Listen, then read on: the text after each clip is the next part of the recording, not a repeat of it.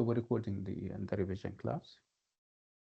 So it's a revision class, and we're doing it through the master class. This is Tuesday, and it's October the 15th. And your exam is, I assume, tomorrow, right? Is it tomorrow?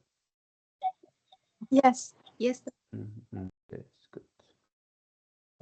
So if the exam is an hour from now, are we ready?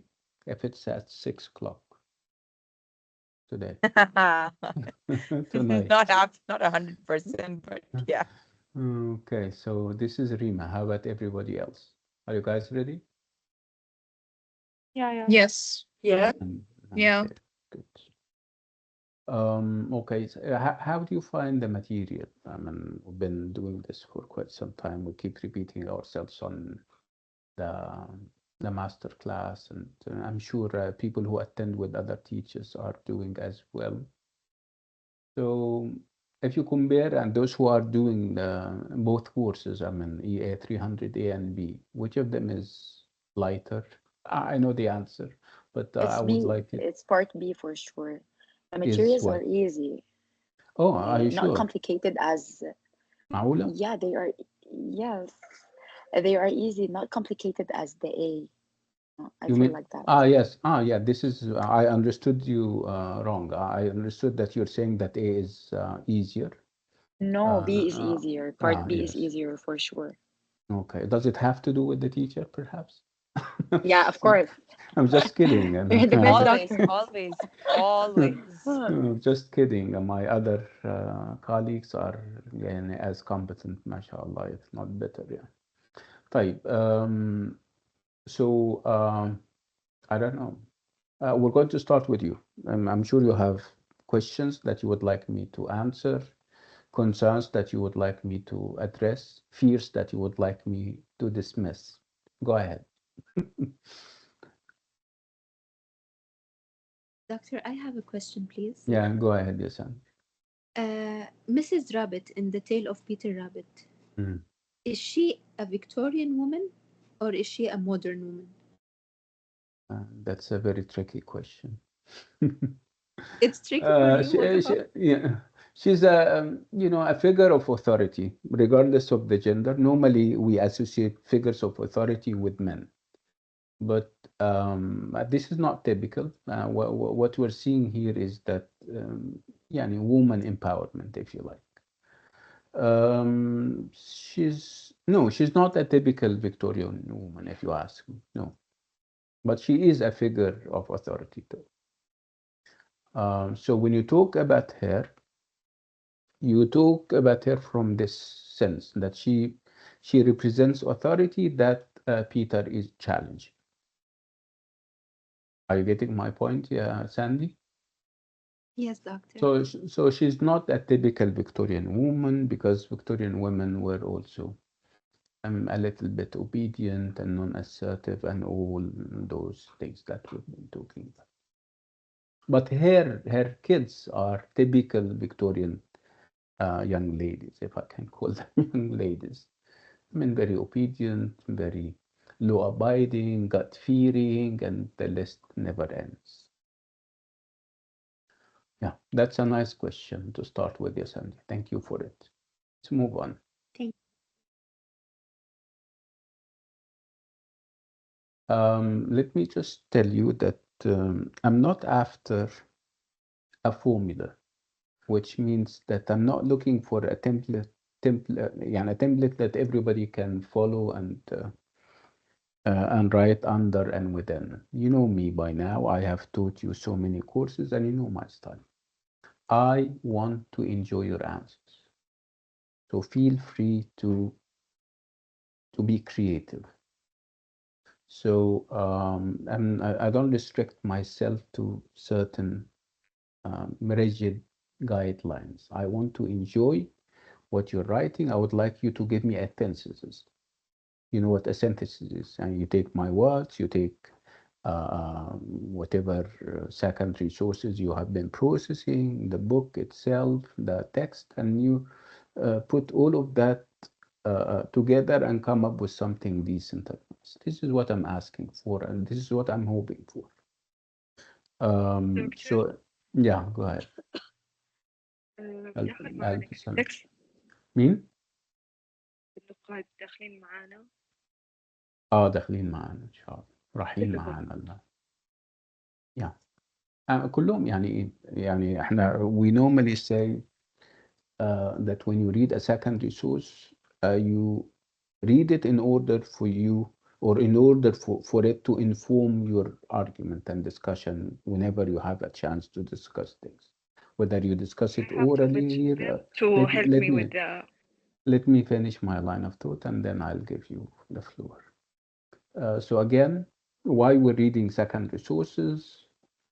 Don't read secondary sources, but don't aim high. Don't ask me for 28 or 30 out of 30 or 28. Okay, so now of course we have levels and degrees. I mean, you have people who settle with whatever little they have. They can read the text, they can listen to what I'm saying in the recordings, and that would be it. This is a category, and I respect them. You have people who aim higher. I mean, they go out of their ways and they study beyond the text.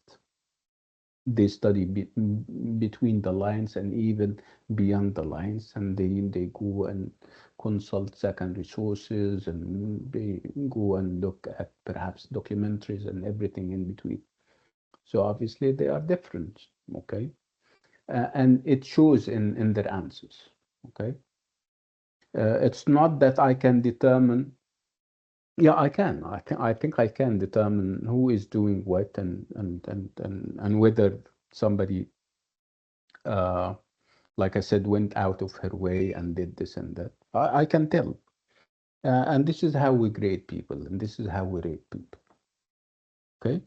So again, it's up for grabs. I mean, you read secondary sources and make them inform your discussion. You get what you deserve. You don't do that and you settle for whatever little you have because perhaps you're busy or something. That's fine. You're not going to fail, hopefully. So nobody's failing, inshallah. But again, we have to have people who are very distinctive and people who are perhaps less, and then so on and so forth.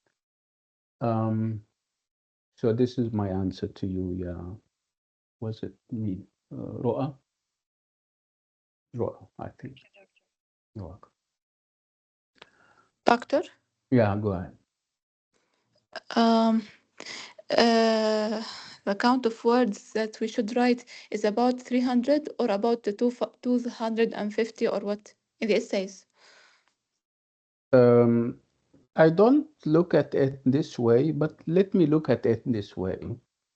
I mean, and like I said, if I say that I'm looking at quality, I'm looking for quality, which means if I give you or I ask you to write an essay, I don't expect you to write 100 words. That wouldn't be enough, right? At all, right? So it's a matter of proportion. So if it's an essay, I expect you to write at least 2 pages, if not more. And the more the merrier if you're making sense. The more the merrier if you're relevant. The more the merrier if you're giving relevant exams. And that would take more than 2 pages, I promise you. Okay? So it's not about how many words as much as it is about the logic behind it. So if I'm asking, I don't know whether I have shared this with you about short answer questions and my expectations as far as size and length are concerned. Normally, I wouldn't settle for less than half a page with short answers. So short answers does not mean that you give me like 5 lines or perhaps less, and you say this is the perfect answer and why I got this and not that. No, make no mistake about it. Half a page is what I'm looking for in short answers.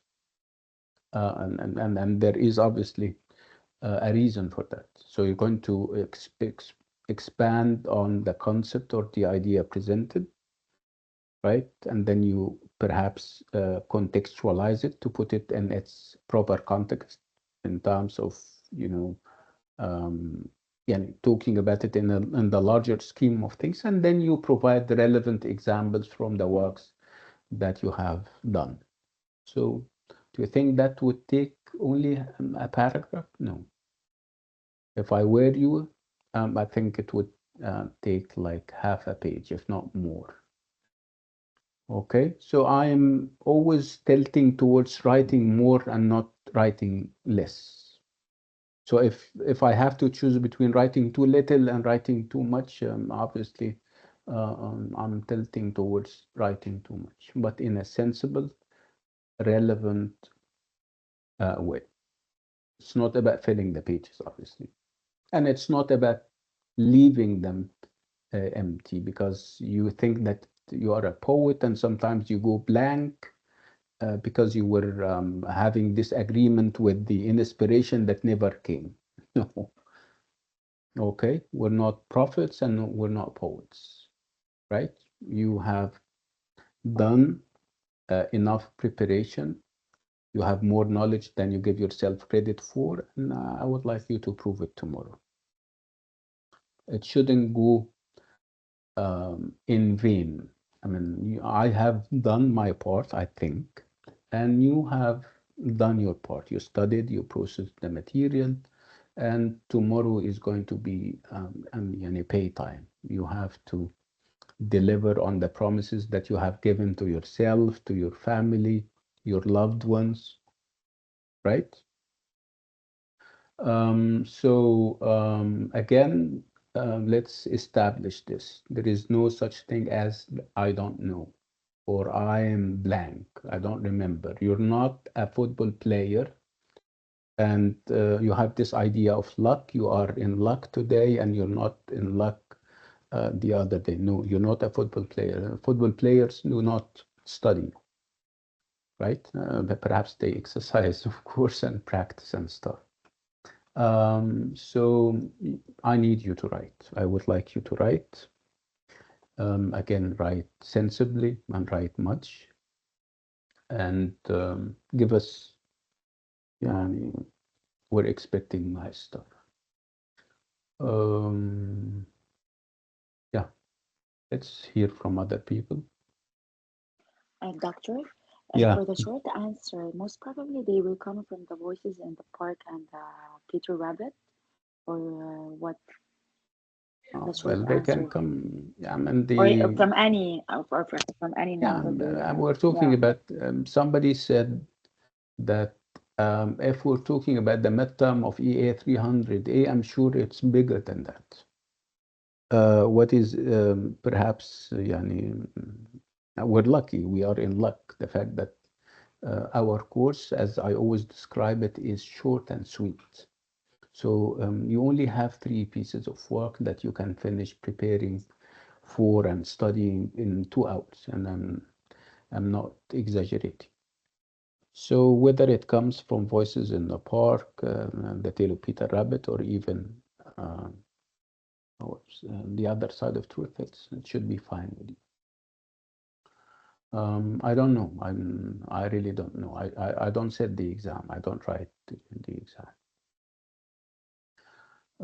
Again, you have picture books, and picture books are easy to process and are easy. Now, of course, they are big in terms of themes and ideas, but again, they are picture books. I mean, you can read the picture book again and again and again because it's half of it is pictures, and by now we have spoken enough about the codes that the pictures would project and give, right?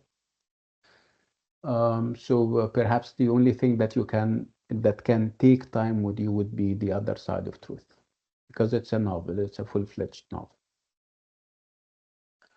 Yeah, go ahead. Serena Homer. Doctor, Yes. this is not like exactly about the course itself, but what should I focus on most while studying? Because I've been studying for like 2 days now, and I'm just still a bit nervous for the exam. No, you shouldn't be nervous because, I mean, this is your first experience with the material. You mean you haven't studied way back when we started? No, What? I've been studying. I just get really anxious No, you his lecture. shouldn't. لا, yeah, Serena, right? Am I pronouncing your name correctly? Yes, Doc. لا, you shouldn't be concerned. I'm sure you're going to do a good job. It's just if you have access, I don't know. I don't think you belong to one of my classes, right? Do you belong Yeah. with us? I think you're either with Dr. Arwa or Dr. Mohsen, right? Yes, I'm with Dr. Mohsen. طيب, I don't. You have the videos. I'm sure Dr. Mohsen's classes have videos. And if you have access to my recordings in the master classes, they pretty much sum up the whole idea. If you have time, and mashallah, your English is better than mine, all you need is to have some knowledge. If you don't already have that, I think if you listen very lazily and very, I don't know, to my, whatever I do in the master classes, you are on your way towards getting, inshallah, a high mark, inshallah. Thank you, Doctor. You're welcome. Let's have Sarah Nidal. Yes, I have a questions about an essay, and it's the same but different. Uh, it is count with us. No? There's an essay that is the title of it is same but different. Is it with us in the midterm? Because I can't remember that the doctor talked about it. Well, it's basically, I mean, it was some kind of reflection on the world of, children's literature in general. Talking Yeah, about how similar and how different. If you have time and you have time to kind of look to skim through it, that would be fine. That would inform any discussion. It's not that you're going to have it in a specific question. No, whatever yeah, you yeah. read informs the discussions that you will that you perhaps want to start, the arguments that you start in whether in the midterm or the final exam. Yeah. So I have to focus mainly on the three stories. In the three stories, the tale of Peter Rabbit, Voice in the Park, and then the other side of the story. Then, And then oh, their second resources, of course. sorry? Their second resource. Second resources are the articles that come with them. Yeah, yeah. Yes. Anything else? I have focus on it. No, if you have done that or if you're going to do that, that would be more than enough, inshallah. Thank you. You're welcome. Doctor, I have a question, please. Okay, who's that? Ghadir. Ghadir, go ahead. Doctor, please, can you just tell us what should we focus about in the picture books and postmodernism? I know what's the meaning of picture book and postmodernism, but I don't know how to talk much about them in the exam. So how can we just summarize them or write about them? Well, it depends on the questions, but we'll perhaps revisit them very quickly when the Yes, questions please. are over. We'll go through them, inshallah. Okay, thank you. Noura, you're welcome. Noura Abdul Yes. Rahman. The second resource, if I use it in my writing, is it good? Like, I will Yeah, have of course. a better We'll, grade. yeah, of course, we're going to be very grateful, first of all, and of course, we're going to kind of And appreciate if that I have in terms of also marks. use a quotation from the stories, is it Yeah, better? yeah, if it's relevant and if it serves you well, I mean, backs up the argument that you're making, absolutely, yes, of course. Okay. And one thing also, please. The short answer, it is okay to write 10 lines.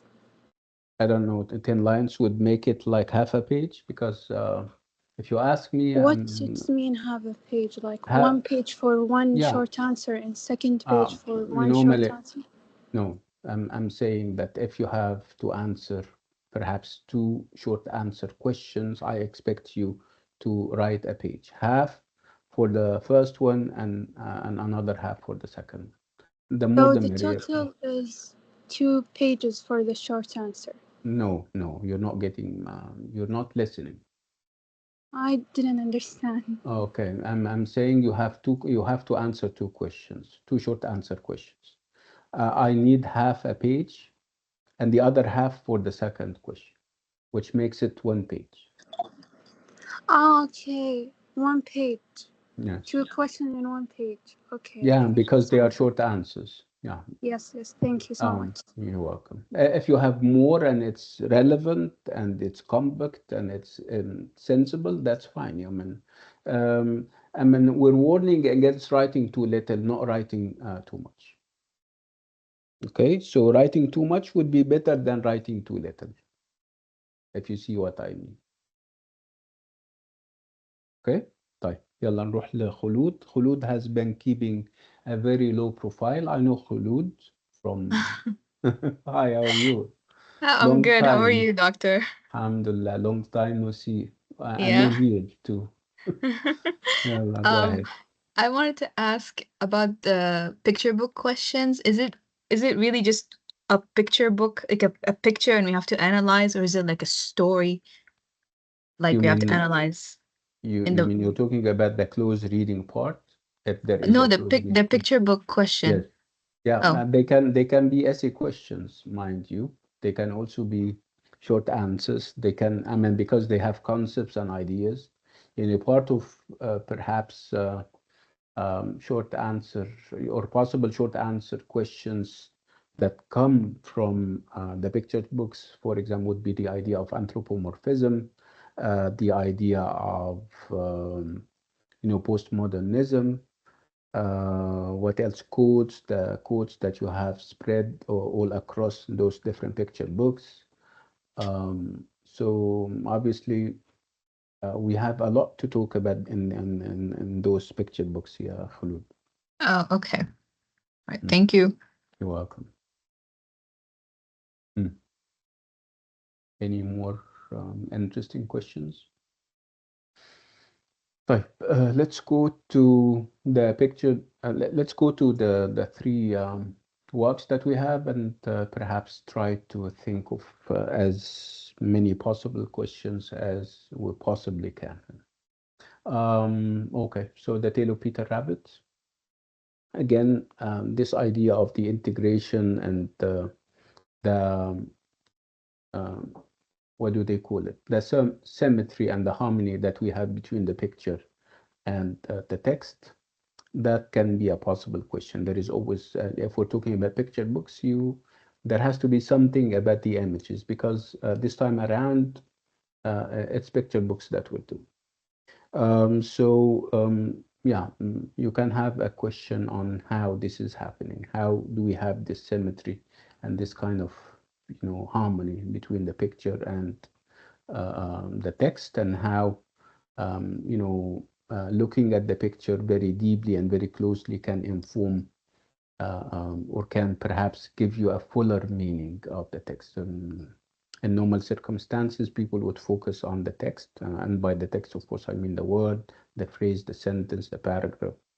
But because we're having pictures and they correspond to whatever is happening, the text can be silent on a number of things. It's only when you look at the pictures that you can fully understand the messages embedded and stuff like that. So you need to keep, you know, um, stock of that. You need to perhaps prepare an answer for this kind of question about the integration and the harmony there is between the two. When we talk about also the tale of Peter Rabbit, there is always this idea of where Peter is normally portrayed or drawn, and whether this is taking away from our sympathy or him, or making him closer to us. And you always compare him and how he is portrayed to the character of Mr. MacGruber, and how he is presented normally on the margins, gigantic and far away, not within our line of vision, which means that the writer perhaps is trying to create a distance an emotional distance between us and him for obvious reasons. He's gigantic. He is more or less an oppressive figure, a colonizer. What else? Of course, we have talk about gender roles and how gender roles are perhaps kept.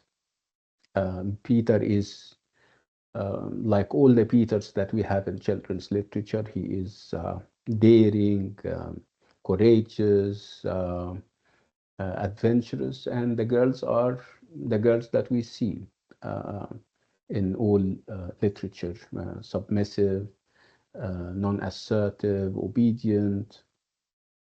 So obviously gender roles are kept. Uh, uh, um, Perhaps the only difference is that we don't have a father figure, but we have a mother figure. And obviously the mother is trying to fill the vacuum that the father left. Otherwise, she would have been as docile as she wouldn't have taken matters into her own hands. So she is a figure of authority, not because she chose to be this, but because of the circumstances, the fact that her father, her husband got killed and stuff. Yeah, of course, you know what happened to him. When we talk about the tale of Peter Rabbit, we talk also about Peter as also a rebellious figure, and you need to perhaps look at it from different angles of vision. Some people are saying that he is perhaps he would invoke images of all the rebels that we have seen in literature down through the ages, literature and even in sacred and religious books. Starting with perhaps Satan or even Adam, and then going down to rebellious figures down through the ages. Dr. Faustus, perhaps, if you still remember, Marlowe himself, if you still remember, and whether we accept that, because some of us are traditional in their views, and they think that this is transgression against established order, and you may not like that, and other people are saying that he is perhaps a freedom fighter, perhaps he is defending nature, and obviously man, as represented by Mr. McCruger, is encroaching on nature. So obviously this is nature, and the idea of having private property does not exist in nature. So obviously Peter is claiming what is his. This is outside nature. So what his mother is saying to him doesn't make a lot of sense, because he believes that this is nature. It belongs to everyone. And this is perhaps very philosophical, and we shouldn't go there. Again, what else did we say about the tale of Peter Rabbit?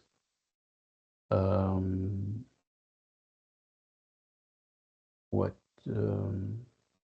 we also said that there is this slim distinction between dealing with Peter as disobedient, as rebellious, and dealing with him as a child who has this keen sense of curiosity that we normally associate with all children. So in this sense, if we think of him as like a curious child, lots of the ideas, the big ideas that we're talking about, wouldn't exist. Again, children or childhood is about curiosity, is about looking here and there. Of course, children. You are either parents or the sisters and brothers of young children. What else did we say about the tale of Peter Rabbit? we said that also it's not very clear where Beatrice Potter stands when it comes to um the character of Peter. Is she condoning what he does, or is she against it? And then we look at uh, the ending of the picture book, and lots of people see it hanging in the balance, if you like, where they cannot really know whether I mean, to say the least, the author was ambivalent about what kind of attitude she has towards him. You can, I mean, if we judge by what we see, I mean, uh, uh, uh, having Peter at the end, suffering and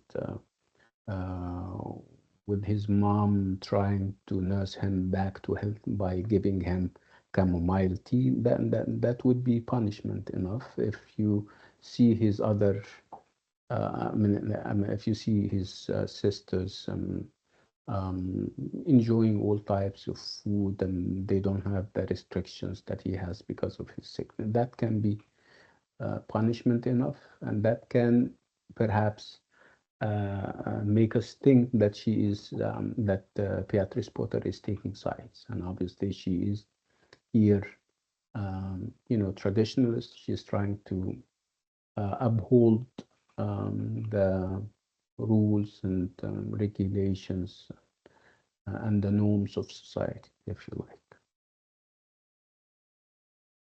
What else did we say about the tale of Peter Rabbit?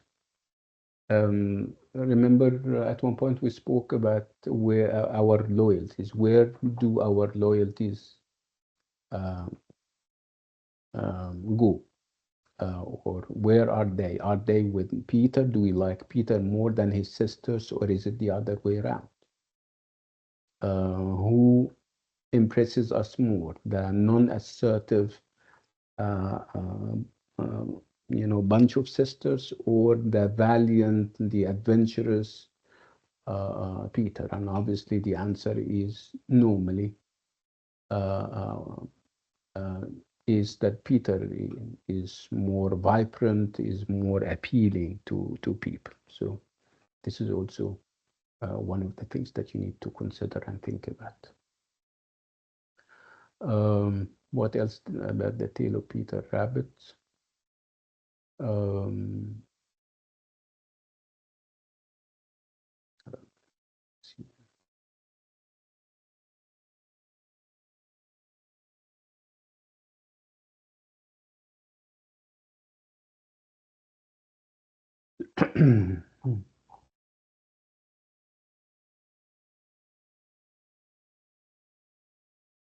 So, Doctor, mainly yeah. we can concentrate the tale of Peter Rabbit about the disobedience and consequences, the curiosity and adventure, fear and survival, and the nature and the setting. They can be the main themes for Yeah, our man, along with this idea of subverting traditional values. I yeah, mean, we have traditional values, and those traditional values are being subverted. How do you see that? You see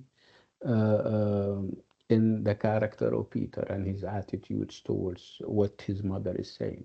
If your mother says something as an obedient child, you should kind of obey. And obviously, this is not what we're seeing.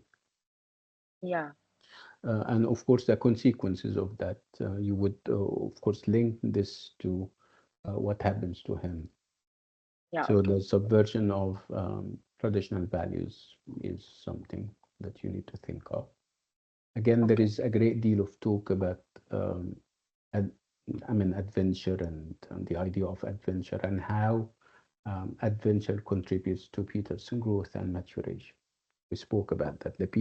Obviously, the Peter that we see at the end is different It's not from that Peter, yes, but then the first of there the is story a when he's great scared and moving yes, from, yes. We don't yeah, know because we don't know whether if he was given the opportunity to do it again. We don't know, really know whether he's crime, but I'm sure he has learned a lot because he suffered a lot in the process. Remember, he yeah, almost lost his life like his father, but he stood to learn a thing or two. So this is also very important. Adventure and what kind of adventure he did. Then you perhaps speak about what he did, and then how that made him uh, um, a different Peter, if you like, in terms of growth and maturation.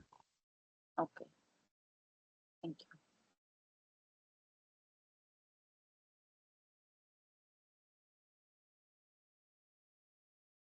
Again, we spoke about this thin line between a child rebellion and a child curiosity, and where we stand on that. So would we consider his disobedience and what happened after it as a natural, you feel that this is curiosity that is normally associated with children, or you would think of it in more in negative terms, and this is perhaps child rebellion. Um, and again, there is this talk about disobedience and whether disobedience is condemned um, in the picture. Again, it's up for grabs. It depends on on how you see it at the end of the picture book. So you have this great and a great deal of talk about disobedience and how it is dealt with and how it is, um, you know, presented and what happens towards the end. Of course, if you consider this disobedience, because you may consider it some kind of curiosity that is again associated with children.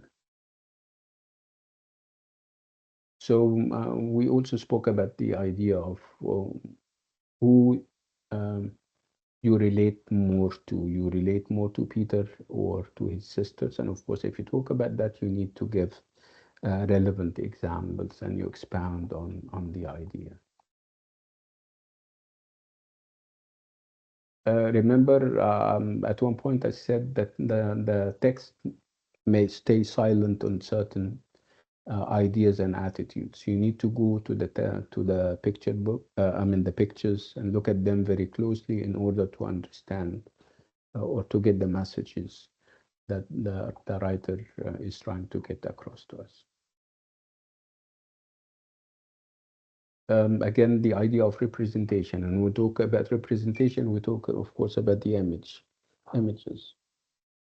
Um, so the representation through images is very important, especially when you talk about Peter and how he is presented as a hero. Of course, you need to always compare him to his antagonist, and obviously the antagonist here is Mr. McGruger.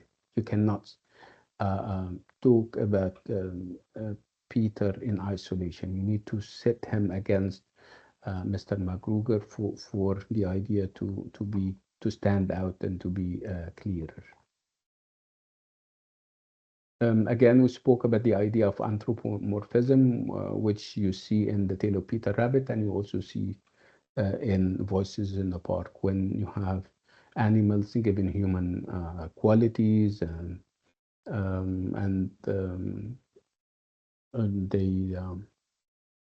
they project those qualities. And we said that this is not new, and this is something that we have seen with even with Aesop. Aesop happens to be a Greek fabulist, somebody who writes fables, and obviously the Tale of Peter Rabbit is written in his shadows. And by the way, there is an article by this title. So anthropomorphism enhances the reader's connection to Peter. And this is something that you may want to think of and expound on, whether we're talking about the Tale of Peter Rabbit or Voices in the Park. Um, Again, one possible question would be that you can have a close reading question where you can have a picture and you need to kind of break down the picture to its basic components. You talk about the codes, and by codes, of course, I mean the science presented in science, and you relate the science to the bigger picture and the ideas presented. Yeah, Wafa, go ahead. In relation to the picture, I studied the picture and the analysis provided for them, but I feel like it's not enough for a full essay. There's not many room for writing a lot. What should we do? I think you're perhaps being harsh on yourself, and yeah. Did you try? I mean, did you kind of experiment with them? Well, it's only that you have this fear that you will not give enough in the exam. Did you try? I mean, like you had the picture and you started to kind of write about it, and you think you haven't.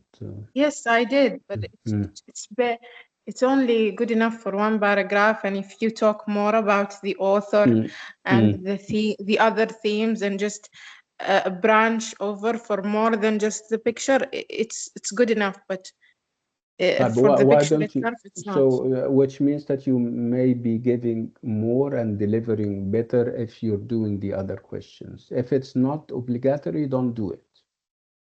Thank you. You're welcome. Okay, so this is as far as the tilo. Of course, the tilo, if we try to think of other things, we're not likely to finish tonight. Let's keep it to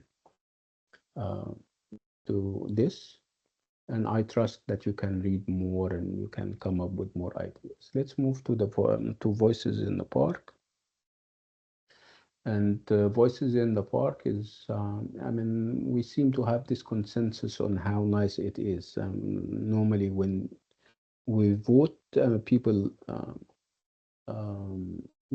say that it's their best. And obviously, it's their best for reasons that we're going to discuss now, and the idea of non-linearity, the idea of different angles of vision, different voices, and we're not used to that. And obviously, when we're use it, because it's new, and perhaps this is something that you like about it, and that you're so used to the idea of having one single narrator who takes you hostage. I mean, or keeps you hostage for the rest of the narrative.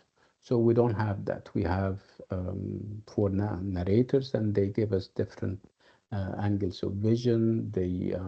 And they are so diverse. You have the child, you have the adult, you have the male, and you have the female. So very diversified. And this is perhaps part of the appeal of this picture book.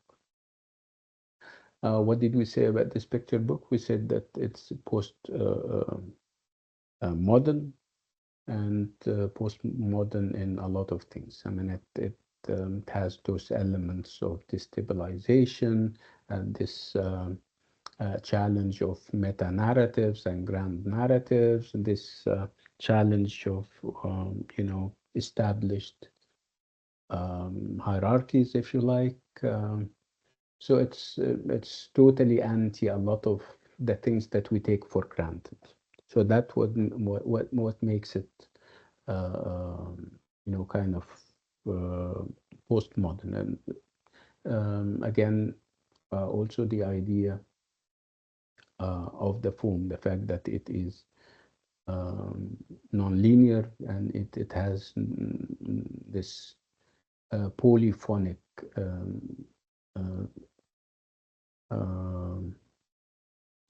technique, the fact that we have a multiplicity of voices, not only one single voice.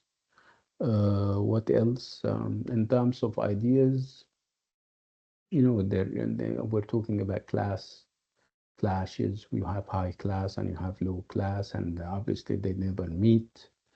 and the attitude of the mother and how haughty and how snobbish she is. Um, Again, if you talk about gender roles, you'll see that gender roles are being reversed, and this is also part of what is postmodern about this picture book. The fact that the girl is very assertive, we're not used to that, and the boy is very wimpy and is very weak, and then we're not used to that. The mother, as a mother, is also presented as very strong and um, while the father is also presented as being desperate and submissive and all those poor kinds of what? poor يعني like a poor Yeah, in more one aspect is poor. yeah, he's poor, but obviously being poor is not a quality. He's poor That's but something that happy. yeah, he's poor but happy. Yeah. Okay, so let's what else? يعني you I said something and I wanted to say something and I forgot. طيب what else did we say about voices in the park? Could I? Excuse me? Could I? Dubai? No. Could can I say Ah, something something, about yeah. voices Yeah, about say voices something. and Yes. in other words يعني يعني the mother and the father they are also presented as oblivious and self-absorbed. Yeah, they are self-absorbing individuals. They focus on none other themselves. And yeah, they don't seem to care very much for their kids, especially the mother. Um, was this something that I wanted to highlight?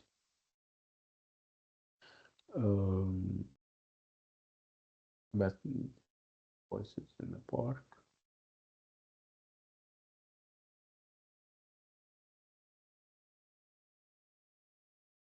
Voices in the park.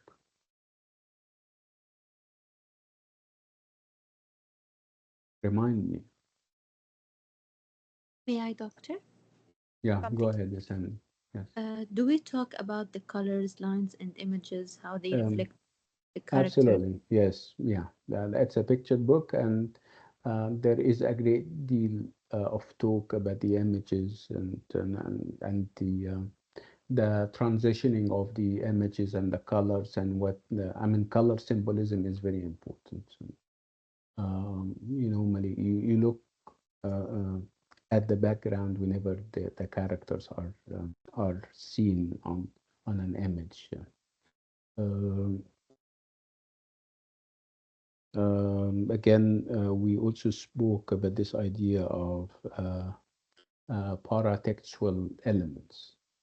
In the past, we used to focus on the text when the text starts and when it ends. But obviously, with Voices in the Park, there is a great deal that you have to do before that. And this is what we call paratextual analysis. When you look at, the blurbs and the reviews, and when you look at the font of the title, when you look at publication details, copyright details. These are things that we used to take very lightly in the past or even ignore and overlook, but not anymore. They are as important as the text and the image itself. This is kind of new, and this is kind of postmodern too. Do you mean that paratextual elements they are as much they are important as well as the text and the يعني Yes, they are. and the explanation, yeah. يعني they يعني can. they are not يعني they are not less important than text or the explanation, right? Yes, because yeah, if remember what we said, even within the text itself, you have those, um, you know, uh, pictorial elements when we talk about the fonts and what kind of fonts they are, and the significance of those fonts. When we talk about the spaces, if there are spaces between the words, when we talk about whether the words are bold-faced or not. So this is part of the whole thing. I mean, we're focused more now is on the image, on what the image projects and what it reflects. Um, Again, this is, I wouldn't call it paratextual if it is within the text, but if it's outside, before or after the text, we call it paratextual. And again, for example, from a minor um, detail like knowing when from the cover page, obviously, when uh, um, the work was released, you can tell whether you can situate it. You can say this is modern and you have the associations of modernism, or this is postmodern with all what comes with the term. Okay, this is um, again, there is anthropomorphism, and also there is this idea of using gorillas, and we said this is that's why it's a highly anthropomorphic piece of work. And we said that of all the animals, the writer has chosen gorillas because of the associations that he has. I mean, obviously his father was gigantic, and they seem to meet, and also the fact that he is trying to desensitize the relationship between the reader and I mean the characters. Again, he doesn't want any biases. As a reader, if you're reading and you have characters who are higher in class, they are human beings, you may feel perhaps offended by what they do. You may feel antagonistic towards them. And correspondingly, if you're a poor yani kind of guy and you're seeing rich characters, and I don't know whether I'm repeating myself, but you understand. So again, it's about having those class biases that you bring to the reading if you're a reader. So in order to avoid that, we have those animals. This is all I can remember about voices in the book. Let's move to the other side of truth. Yeah, go ahead, yeah, Serena. You have a question? Doctor, I had one question about the voices in the park. What's the meaning of the tree that's on fire in the background in the first voice? What? Come again? There's a tree drawn that's on fire in the background of the first voice where the mother takes the son home. What's the meaning behind it? It depends on whether we have leaves on the tree or not. If we have leaves and they are green, of course, this is hopeful. If it's like bare, I mean the tree is pale and the color is perhaps yellow or something, it means that there is no hope. I don't know Like, whether, yeah, go ahead. like the fire, does it represent hope being burned or something like that? Yeah, it can go along those lines again. Remember that the boy was very sad when he was taken away, and he doesn't, and it doesn't seem that he's um, I mean, obviously, it's up for grabs. I don't want to give a conclusive conclusion about what kind of. Perhaps he's hopeful. Perhaps now that he has this those vibes and energy or energies from the girl, he's going to be different. This is a positive interpretation, and then the negative one would be that he was taken away. I mean, this only chance or opportunity for changing was cut short by his domineering mother, who is taking him away. It depends on how you look at it. Everything is Thank possible you, Doctor. as long as you can back it up with nice words and illustrations and stuff. You're welcome. Let's now move on to the other side of truth. And obviously, the other side of truth is not a picture book, which means it's bigger and longer, and which means that the focus is obviously on the text. Again, we said that it is traditional in terms of how linear it is. It is true that it is postmodern, but it is written in a traditional way as far as form is concerned. You have clear beginning, you have development, and then you have a closure or a conclusion. In terms of ideas, it is postmodern because the concerns that we have, the ideas that the novel promotes are all things that we can relate to as people living in the 21st century. We are products or byproducts of the postmodern era.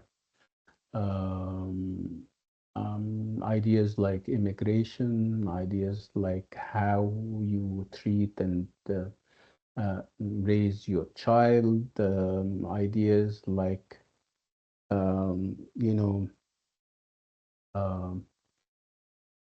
not limiting yourself, the idea of truth as being not absolute anymore. I mean, traditional values are now on shaky grounds. Whatever you used to take for granted in the past is being challenged.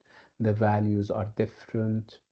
So these are issues that we grapple with on a daily basis as parents, as children of parents in the postmodern world. I mean, the idea of wars, the idea of dictatorships and absolutism. Uh, these are all ideas that you find in the postmodern world, and that would very much resonate with us as people of the 21st, the 20th, late 20th and early 21st century. Again, when we talk about voices in the park, and there is a great deal of talk about media and its different roles. And I mean, geography makes a difference, obviously, and geography determines the role of media. If we talk about media in Nigeria, it's totally different from the role that media plays in the Western world. Obviously, it's media is less free in third world countries like Nigeria. It is manipulative. It does government's bidding. It doesn't expose corruption. It can even appease people in power. But in the West, it's different. It can inform people, it can expose corruption, it can also lend a hand and support people in need. Like we have seen with Said and her brother, and when they went to one of the media channels or platforms, and they gave voice to their grievances and I mean, obviously, the case of their father got out through media. So media is very important.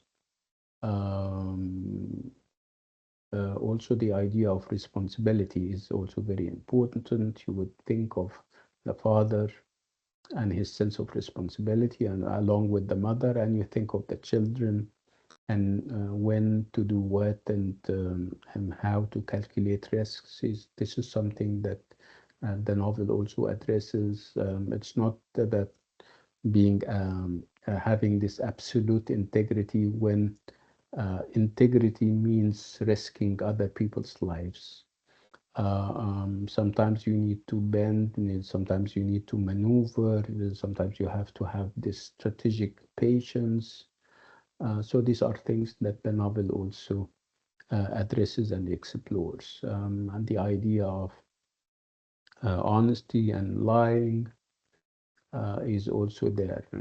You know, the girl and her brother have been brought up against the principle of absolute honesty. They were told time and time again by the mother and the father that they should be uncompromising when it comes to telling the truth.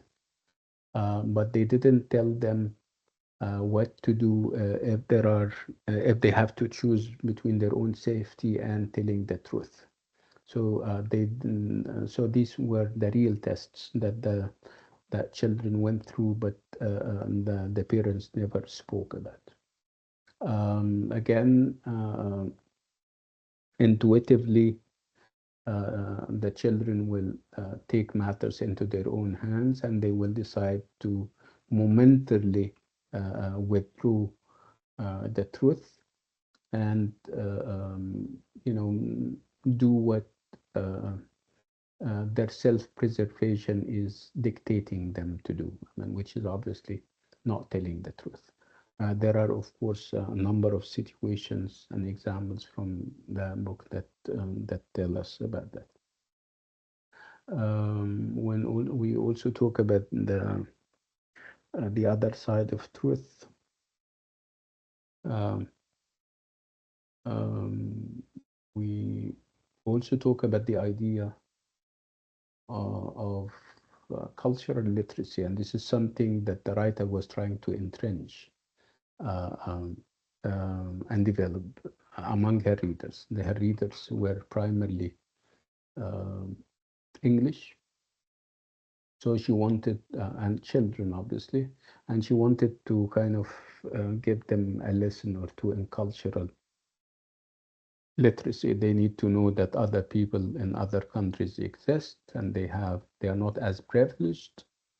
They have their own issues, and they should be more empathetic towards the plights and the dilemmas of other people. So this is one of the things that she was trying to do, and you would associate this with the idea of which is her primary aim. Is it you know, entertainment? Is she trying to entertain the reader, or is she trying to educate them? So obviously she's doing both. She is educating them, but educating them in an entertaining way by giving them a story, not giving them perhaps a Gom'a sermon, or being and climbing a pulpit and delivering a speech, do this and don't do that. No, she doesn't do that. She gives you a nice story, and in this nice story, she gives you she embeds you know, ideas that you are likely to pick up. So this is where she stands when it comes to the idea of instruction and entertainment, or entertainment and instruction. Um, what else? Again, you can have a close reading passage, and the book is full of significant passages. What is interesting about EA300B is when we give you a close reading passage, we normally give you the theme.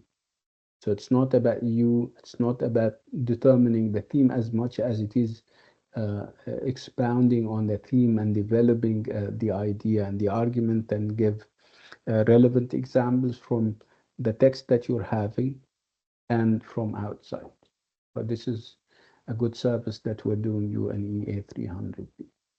I think I finished. I think you have enough. I mean, you know enough. All you need is to kind of go over your notes, and inshallah, you will be doing great tomorrow. Do you have any questions before we Thank call you, it a doctor. night? Everything is clear. عن جد يعطيك ألف عافية. Thank you, doctor. You're welcome. يلا Thank جماعة. you so Doctor, much. pray for. Thank you. Thank you, doctor. Very much appreciated. Thank you يلا so much, doctor. welcome. يلا السلام عليكم. باي باي. وعليكم السلام. عليكم السلام. وعليكم السلام ورحمة الله وبركاته.